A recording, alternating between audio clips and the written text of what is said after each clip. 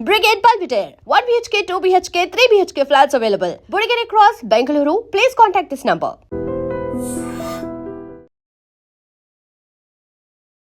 నమస్తే అమ్మా. నమస్తే అమ్మా.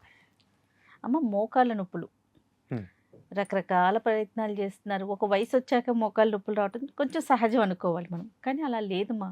చిన్న పిల్లల్లో కూడా చూస్తున్నాం, కింద కూర్చొని లేవలేకపోవడం, కింద అన్నం తినలేకపోవడం, స్టెప్స్ ఎక్కలేకపోవడం, ఇలా సమస్య కొంచెం ఎక్కువగానే ఉందని చెప్పుకోవచ్చేమో బహుశా. ప్రధానమైన కారణాలు ఏంటమ్మా? అంటే ఒకప్పుడు ఇంత తీవ్రంగా లేని సమస్య ఇప్పుడు చిన్నతనం నుంచే రావడం అంటే ఏంటంటారు? పిల్లలు ఎప్పుడన్నా బాస్ పెట్టేసి కూర్చోవటం చూసారా మీరు? మా పాప కూర్చుంటుందమ్మా. మీ అమ్మాయికి అందుకే మోకాళ్ళ నొప్పులు ఉండవు. సింపుల్. కింద కూర్చొని భోజనం చేయడం తెలుసా? జనరల్ గా చెప్తున్నా, మీ అమ్మాయి గురించి కాదు. జనరల్ గా కొంచెం కింద కూర్చోటం లేదు. తర్వాత స్నానం చేసేటప్పుడు నిలబడి చేయటం కానీ, లేకపోతే ఒక స్టూల్ వేసు కూర్చుని స్నానం చేయడం కానీ ఉంది, కానీ గొంతు కూర్చుని స్నానం చేయడం ఎవరికన్నా ఉందా? లేదమ్మా. లేదు. ఇండియన్ టాయిలెట్ వాడడం ఎవరికన్నా అలవాటు ఉందా? లేదు. మరి మోకాల్ని వంచటం అన్నది మనం అభ్యాసం చేయకపోయాక అది ఎలా వింటుంది మాట? బిగుసుకుపోయింది. ఇది అలవాట్ల వల్ల వచ్చింది. ఇప్పుడు వెస్ట్రన్ కంట్రీస్లో మనకున్నటువంటి ఇండియన్ స్టైల్ టాయిలెట్స్ పెట్టుకోవాలి అని నిశ్చయం చేసుకుంటున్నారు చాలామంది, వెస్ట్రన్ టాయిలెట్ కాకుండా. దానివల్ల మోకాళ్ళ నొప్పుల్ని అవాయిడ్ చేయడం తక్కువ పర్సెంటేజీ. ఎక్కువ పర్సెంటేజ్ ఏమిటంటే కాన్స్టిపేషన్ ప్రాబ్లం లేకుండా, పైల్స్ రాకుండా చూసుకోవడానికి పనికొస్తుందని. సో మోకాళ్ళ నొప్పులు ఫ్యూచర్లో మన పిల్లలకు రాకుండా ఉండాలి అంటే మొట్టమొదట వాళ్ళకి కింద కూర్చోవడం నేర్పించాలి, గొంతు కూర్చోవడం నేర్పించాలి, ఇండియన్ టాయిలెట్కి వెళ్ళడం అలవాటు చేయాలి. చాలామంది పిల్లలు పల్లెటూళ్ళకి వెడితే ఇండియన్ టాయిలెట్ ఉంది అని చెప్పి పల్లెటూళ్ళకి వెళ్ళడం కూడా మానేస్తున్నారు. అవును.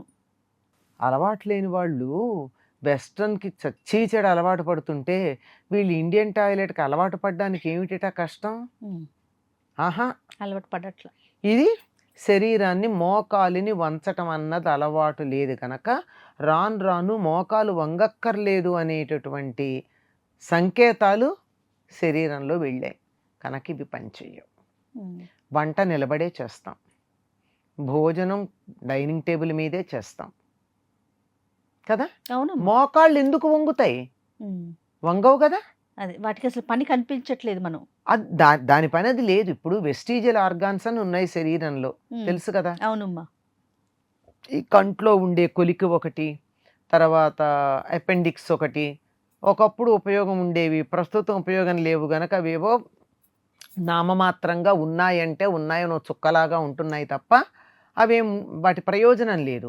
అలాగే మోకాళ్ళు వంగాల్సిన అవసరం లేదు అనేటటువంటిది తరతరాలుగా ఈ శరీరానికి అలవాటు చేస్తే మోకాళ్ళు వంగకపోవడం అనేది తరువాత తరాల్లో సహజంగా వచ్చేస్తుంది. అంతే కదా. ఆటోమేటిక్గా మెడ సాగదీయడం అలవాటయ్యి జిరాఫ్లకి కొన్ని తరాలు అలా మెడ సాగదీసి పొడుగాటి మెడ వచ్చింది. అవి మానేస్తే వాటికి ఒక 10 తరాల పాటు అన్నం ఆ గడ్డి పైనుంచి తినడం కాక కిందే తినడం అలవాటు చేస్తే వాటి మెడ సాగదు. మోకాళ్ళు వంగకపోవడానికి మొదటి కారణం అది. రెండవ ప్రధానమైన కారణం మనం తినే ఆహారం. తినే ఆహారం ఏమిటంటే కుక్కర్లో తింటున్నాం, కుక్కర్లో వండుతున్నాం. కుక్కర్లో ఏమవుతోంది? అన్నం ఏమవుతోంది? పగులుతున్నాయి, కానీ పప్పు బద్దలును అవి బియ్యము అలాంటివన్నీ ఉడకటం లేదు. ఉడకటానికి వాయువు కావాలి, గాలి కావాలి. మనం విడిగా వండితే ఏమవుతోంది? ఈ ఘన పదార్థం, నీళ్లు, గాలి కలిసి సమానంగా ఉడుకుతాయి. గాలి లేకుండా ఉడకబెట్టినటువంటి పదార్థాలు తింటున్నాం, ఏమవుతుంది? శరీరంలో వాతము అంటే గాలి యొక్క శాతం తగ్గుతుంది. దాన్నే వాతరోగం అంటారు. గాలి ప్రసరణ తగ్గడం వాతరోగం. కనుక వాతానికే నొప్పులు, కీళ్ళ నొప్పులు మొదలై మోకాళ్ళ నొప్పులు. కనుక కుక్కర్లో వండినటువంటి పదార్థం తినడం ఒకటి, గాలి లేకుండా ఉడకడం ఒకటి, రెండోది మ్యాక్సిమం చాలామంది ఏం చేస్తారంటే కుక్కర్లో డైరెక్ట్గా వండుతారు. ఉమ్. అందులో ఇచ్చే సెపరేటర్లు అంటే గిన్నెలు కూడా జర్మన్ సిల్వర్ ఉంటాయి. అవును. మరి జర్మన్ సిల్వర్ నీళ్లతో తొందరగా రియాక్ట్ అవుతుంది. అందులోనూ ఏదైనా సరే ఉప్పు మొదలైన ఖనిజ లవణాలు ఏమున్నా వాటితో తొందరగా రియాక్ట్ అవుతుంది. మనకు అక్కర్లేనంత అల్యూమినియం లోపలికి ఎడుతుంది. Aluminium is one of the reasons for మోకాళ్ళ నొప్పులు. అవును. మోకాళ్ళ నొప్పులు వస్తాయన్న సూచన ఉంటే మొట్టమొదటి చేయాల్సింది జర్మన్ సిల్వర్ వాడకం తగ్గించాలి. ఉమ్. ఒకవేళ కుక్కర్లో వండుకున్న స్టీల్ గిన్నెలో ఇత్తడి గిన్నెలో పెట్టి వండుకోండి. అసలు కుక్కర్లో వండితేనే చెప్పాను కదా, వాయువు లేక అవును. అందులోకి గాలి లేకుండా లోపల ఉన్నది ఇలా పగలడం అంటారే, పగిలినట్టు అవుతుంది తప్ప ఉమ్. ఉడకడం అన్నది జరగట్లా. మరి అసహజంగా ఉన్న దీన్ని తీసుకుంటే ఆహారం అనేక రకాల సమస్యలు ఉంటాయి. అందులో ప్రధానంగా గాలికి సంబంధించిన వాత సంబంధమైన రోగాలు శరీరంలో రావడం కారణమవుతున్నాయి. ఉమ్. తర్వాత ఇంకా ప్రధానమైన లక్షణం ఏమిటంటే, పూర్వకాలం వారానికి ఒక్కసారన్నా నువ్వుల నూనె రాచుకుని తలంట్లో పోసుకునేవారు. అవును. తలకి శరీరానికి నువ్వుల నూనె బాగా రాచుకుని అది శరీరంలో ఇంకేదాకా కాస్త ఉండి. మర్దం చేసుకుని ఆ తర్వాత స్నానం చేసేవారు సున్నిపిండితో అవును. రుద్దుకుని. నువ్వుల నూనెకున్న లక్షణం ఏమిటంటే శరీరం లోపలికి. శరీరంలో మజ్జ దాకా వెళ్ళగలదు. ఉమ్. చర్మం దాటి మాంసం దాటి ఎముక దాటి లోపల ఉన్న బోన్ మ్యారో అంటామే అక్కడ దాకా వెళ్ళగలిగినది నల్ల నువ్వుల నూనె. ఉమ్. అందుకని ఆయుర్వేదంలో తలకి నూనెలు తయారు చేసిన, ఒంటికి నూనెలు తయారు చేసిన నువ్వుల నూనె. సాధారణంగా నువ్వుల నూనె వాడతారు. అవును. కొద్ది సందర్భాల్లో ఆవ నూనె కొన్ని సందర్భాలకు వాడతారు తప్ప మిగిలింది కాదు. కనుక ఇప్పుడు నువ్వుల నూనె లేదు, ఒంటికి నూనె రాచుకోవడము లేదు. మీకు లూబ్రికేషన్ ఎక్కడ దొరుకుతుంది? శరీరంలో ఎముకలకి ఉమ్. మధ్య. ఉమ్. అంటే ఎముకల సందులు ఉన్నాయో జాయింట్స్, అవి మృదువుగా నడవడానికి కావాల్సినటువంటి లూబ్రికేషన్ లేదు కదా. ఉమ్. ఇది ఇన్ని కారణాలు ఉన్నాయమ్మా. చాలా. వీటిల్లో మనం వేటిని దూరం చేయొచ్చు, మన చేతుల్లోనే ఉంది, కష్టమేం లేదు. ఉమ్. జర్మన్ సిల్వర్ మానేద్దాం, కుక్కర్ కాకుండా మామూలు దాంట్లో వండుకుందాం. ఉమ్. కొంచెం ఆలస్యం అవ్వచ్చు, ఏమవుతుంది? దానికి కూడా పూర్వం రుక్మిణి కుక్కర్ అని ఒక కుక్కర్ వచ్చేది, చాలా ఆశ్చర్యం. విన్నారా ఎప్పుడన్నా మీరు? వినలేదమ్మా. మెడ్రాస్లో వాడేవాళ్ళు మా చిన్నతనంలోనే, నేను చిన్నప్పుడు రుక్మిణి అంటే కుక్కర్. 70s. అంటే అది ఇత్తడివే గిన్నెలు, ఇంత పెద్ద గిన్నె కింద ఉంటుంది, తర్వాత ఇంకోటి ఉంటుంది, తర్వాత ఇంకోటి ఉంటుంది, తర్వాత ఇట్లా ఉంటుంది, ఒక దాని మీద ఒకటి ఉంటుంది. ఈ దాని కింద కనుక మీరు సిమ్లో మంట పెట్టినట్టయితే, ఆ రోజుల్లో గ్యాస్ లేదు ఇంకా అప్పటికి. ఆ. గ్యాస్ వచ్చిన కొత్తలోను ఎక్కువగా ఈ మన ఏమంటారు కిరసనాయిల్ స్టవ్లు, లేకపోతే కుంపటి. ఆ. ఈ కుంపటే ఎక్కువ కంఫర్ట్ దీనికి. కుంపట్లో తగినన్ని బొగ్గులేసి ఇది పెట్టేస్తే అడుగు దాంట్లో బియ్యం, రెండో దాంట్లో పప్పు, పై దాంట్లో కూర, ఇవన్నీ వేసి పెట్టేస్తే నెమ్మదిగా బియ్యం నుంచి వచ్చిన ఆవిరితో పప్పు నుంచి వచ్చిన ఆవిరితో కూర నుంచి వచ్చిన ఆవిరితో ఇంకో ఏదైనా పదార్థం అంటే 4 ఉడుకుతాయి. ఇది ఒక రుక్మిణి అనే, మరి ఇందుకు ఆవిడ చేసిందో ఏమో కుక్కర్ పేరు, అది రుక్మిణి కుక్కర్ అని. ఓహో. మీరు వాడారమ్మా? నేను చూశాను, నేను వాడలా. ఓకే. నేను అది చూసి ఇంట్లో నేను ఇంప్రవైజ్ చేసుకున్నాను. అది కొనుక్కునే స్థాయి లేదు అప్పుడు నాకు. ఓ. ఆ ఇత్తడిది అక్కడ మెడ్రాస్ నుంచి తెప్పించుకోలేక కుంపట్లో ఒక గిన్నెలో అన్నము, దాని మీద సరిగ్గా సరిపోయి ఇంకో చిన్న గిన్నెలో పప్పు, దాని మీద ఇంకో చిన్న పళ్ళెంలో కూర పెట్టి మూత పెట్టి వంట చేసేదాన్ని. ఓకే. అంటే ఇంప్రవైజ్డ్ అది. అంతే. నిజానికి వాళ్ళు చాలా సైంటిఫిక్గా ఒక దాంట్లో ఒకటి ఫిట్ అయ్యేటట్టుగా గిన్నెలు పెద్ద చిన్న ఇలా సమానంగా చేశారు. ఈ రకంగా చేసుకుంటే మీకు గ్యాస్ ఆదా అవుతుంది, డెఫినెట్ గా. కాకపోతే సమయం పడుతుంది. మన కుక్కర్లో లాగా తక్కువ వండితే కుదరదు. వంట కూడా త్వరగా చేసేసేది ఆరోగ్యకరం కాదు, పంట కూడా త్వరగా వచ్చేది ఆరోగ్యకరం కాదు. అవునమ్మా. 6 నెలలు పండినటువంటి 6 నెలలు ఉండి పంటకు వచ్చినటువంటి బియ్యం తిన్నప్పుడున్న బలం 3 నెలల పంటలో లేదు.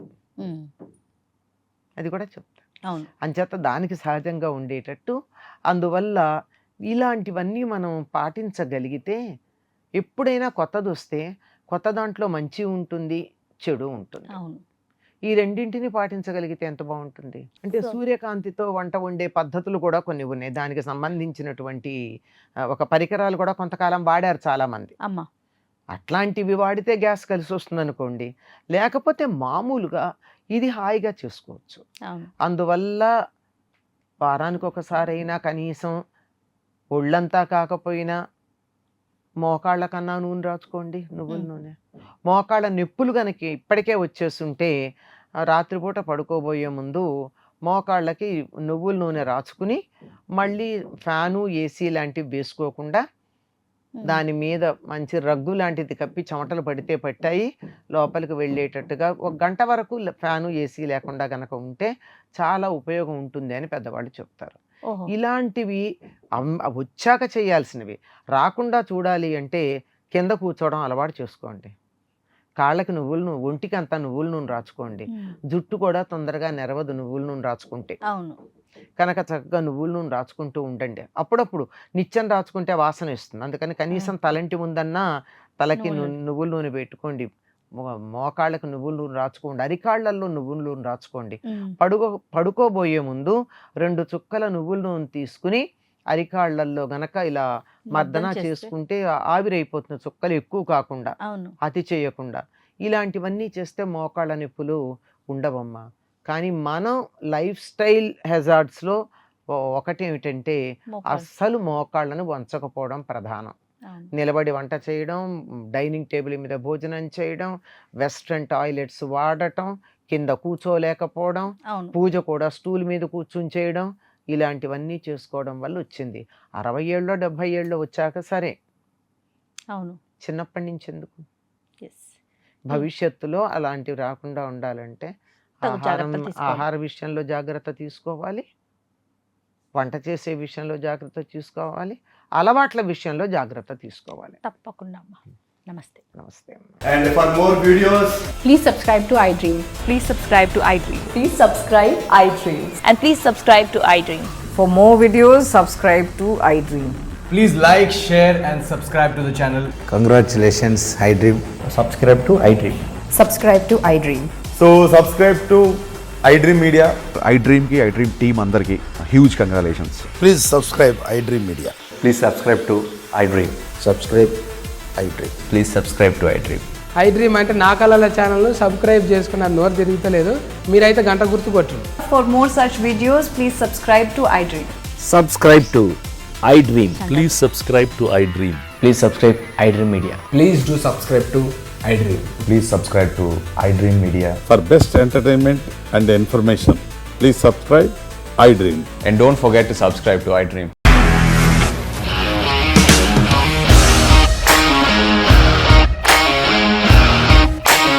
ఇండస్ట్రీలో కమిట్మెంట్ ఇష్యూస్ వస్తే నీకు కూడా వచ్చినట్టు మార్నింగ్ తీసుకెళ్ళాలంటే కొట్టి పడేస్తారు.